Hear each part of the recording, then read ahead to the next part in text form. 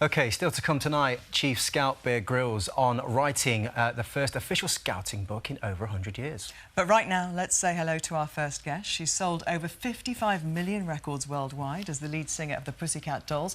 She's been a judge on The X Factor and The Masked Singer. But nearly a decade after being nominated for an Olivier in her West End debut, she's back in the revival of Sunset Boulevard. And as she says in the play, she's ready for her close-up. It's Nicole Scherzinger!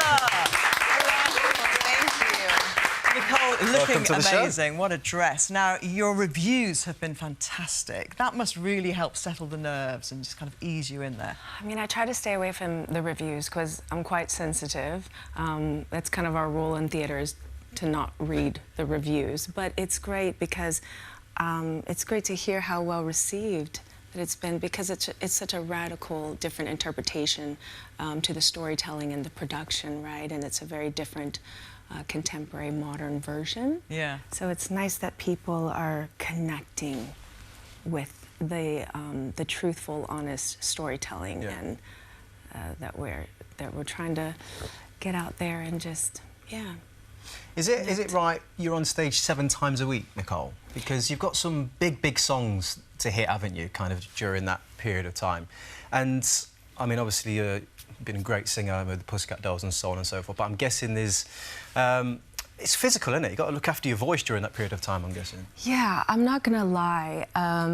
Theatre is no joke, y'all. It is brutal. It is like training for the Olympics, like every day in every way, physically, mentally, vocally.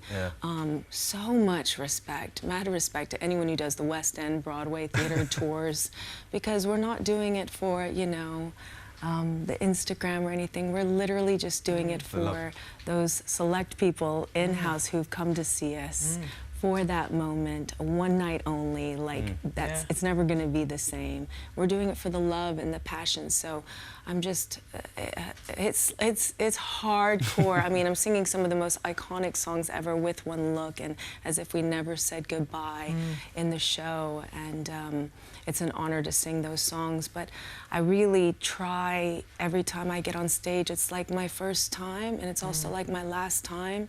So I'm not gonna lie, it's very exhausting. By the end of the week, I am just done, and I'm just giving thanks to God that I even survived the week. Well, we appreciate you coming in here on your night off. Now, you followed in the footsteps of some incredible theatre legends in this role. We've got Glenn Close and Elaine Page and Patti LuPone. It is an iconic role, but initially, when you took the phone call, you weren't flattered to be offered the role. I think I wasn't educated, you know. I think originally I just knew the old pictures of Glenn Close and the turban and the 1949 or 50 movie of Gloria Swanson. Yeah. Right, and I just was like, they have a thing in the show that says something like, wow, is that Norma Desmond? And what is she, 1,000,000 years old? And I think if you're not educated, you think that, but actually Patti LuPone and Glenn Close did the role around my age. Yeah. And yeah, it's...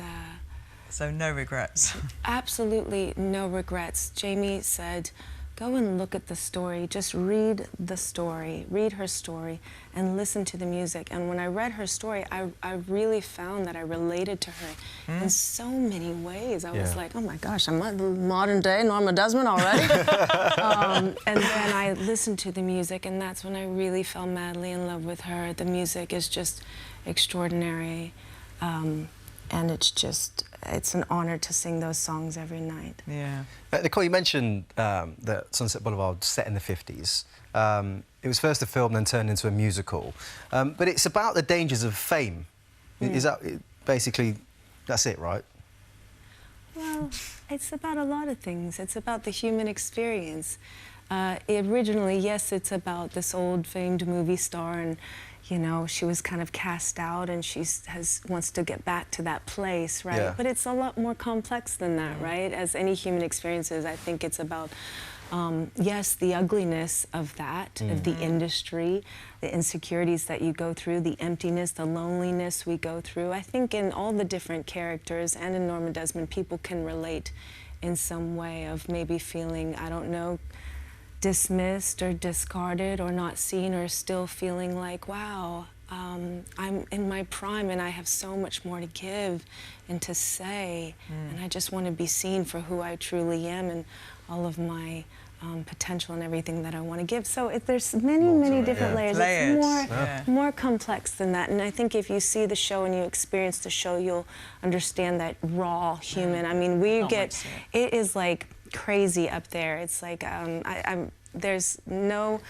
everything's very minimal. We're in. We're very in. stripped We're back. definitely in. I'm coming to see great. it. We're going to stay where you are because we need to know about how you've managed to eat 2 whole roasts in one day. That's going to be coming up very soon. More of that a little bit later on. Thank you very much, Nicole. And tickets to Sunset Boulevard are available right now.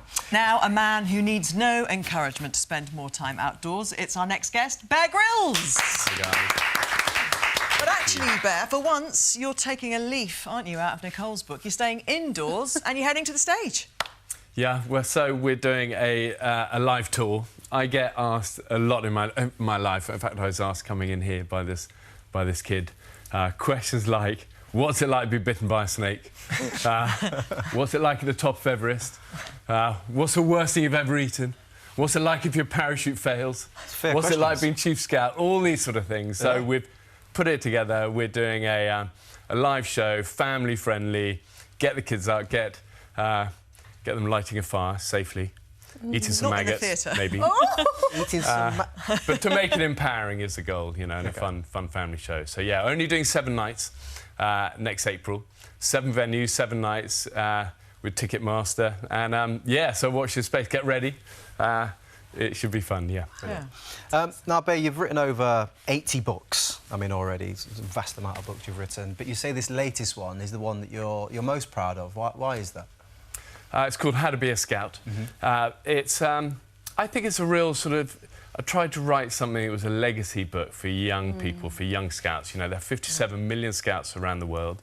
I've been Chief Scout now for 14 years. I think if I've learned anything is that young people are incredible and do inspirational things every day, and I see it with scouts. And I wanted to write something that resources them, gives them a lot of those old skills, you know, the sort of skills that, you know, we grew up maybe doing, or grandparents or parents knew, and things like, you know, how to read the stars, or how to understand a bit about birds and trees, and how to make a camp, all that sort of stuff. But also a lot of things that are relevant for young people today about how to be happy, or how to be healthy, how to have good physical and mental health, and how to be a good friend. So it's called How to Be a Scout. It follows on the original scouting book that was written over 100 years ago. And that's helped millions and millions of people over a century, and we wanted to update it and make it relevant for I imagine Scouts you were today. a very adventurous little boy. For today's kids, how has the Scouts Sounds adapted? amazing, by the way. I'm going to get some from my nieces. That sounds like essential and life-changing. Congratulations. Yeah, sweet. Well, we've got a copy you can have a flick through, and it is a fantastic book. Today's Scouts is very different, I imagine, to the one where the book was written 100 years ago. And you've kind of dipped into it there, how different you can kind of, you know, apply those things to today's kids. How important is the Scouts, do you think, today, as it ever was? Well, I think they're the same values, though, you know, and they don't go out of fashion ever, about respect and about, you know, understanding the environment, being a, you know, make a difference in your community and these sort of things. And as I say, 57 million around the world, growing faster than ever before. Everyone takes a promise to be kind, to be helpful.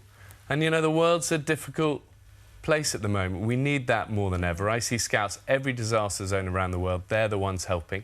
They're the ones often with that necker, that symbol of helping and community. And it's the most inspiring thing I do in my life is my role as Chief Scout. I love it. Brilliant. Bear, we've had plenty of questions in for you. You know, you spoke about some of the questions that come your way. We've had a question in from Arden. He's 7 years old. And he asks, what was your favourite thing to do outside when you were a kid? I think Arden. Yeah. Arden, hi there. Hope you're doing OK. I used to climb a lot with my dad. He was a Royal Marine.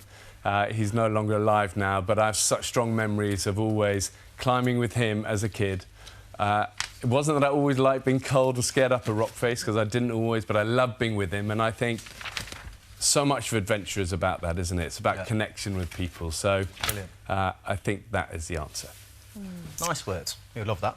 can. Your book is out now, Do Your Best, How to Be a Scout, and tickets available for the shows. But I've got a quick question, Nicole, for you.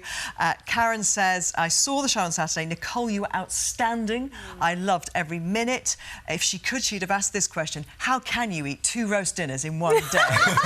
If you've seen the show, then you will see how I'm like an athlete up there. Brilliant. No, I just love a roast. Yeah, Okay. who doesn't? Let's go out for a roast. Extra gravy. Thank you so much. Best of luck with the rest of the run. Thank you to both our guests tonight. Tomorrow we'll be back with the Hairy Bikers, and Joel Dobbitt's here as well. Will be indeed over the Return of Survivor. Plus, we're welcoming the Alton Watch team as they make the One Show their home for the next few days. Have a lovely evening. Good night.